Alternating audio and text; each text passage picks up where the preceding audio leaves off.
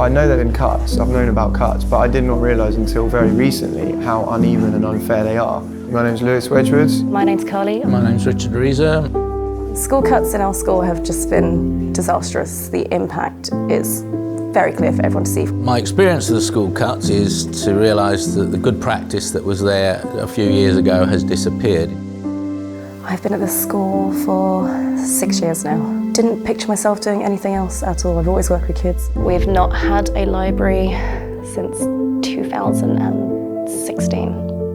It's in such disrepair that it needs to be knocked down, and we don't have the funding to build one right now. Resources in schools are thinner and thinner on the ground. Especially in my school, the biggest thing is TAs. There's less TA support for the students that need it.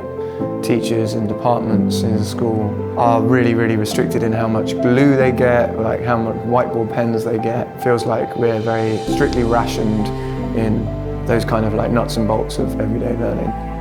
More and more schools, these are state schools where it's meant to be free provision, are actually asking parents to put their hand into their pocket every week. I talked to a school the other day and they said they expected parents to pay £250 a month. This is a state school into the fund, and therefore they're actually paying for staff as well as just resources out of that.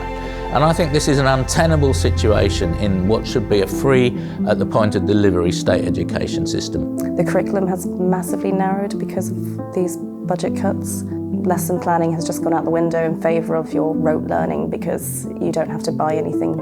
Glue has become a luxury in a state school. The actual practice on the ground is more and more disabled children with a range of impairments, whether it be autism, anxiety, physical and sensory impairments, are all being squeezed out. Bringing up a generation of children who just aren't going to forgive what's happening to them right now. They are missing out fundamentally on so many different things when it comes to schooling.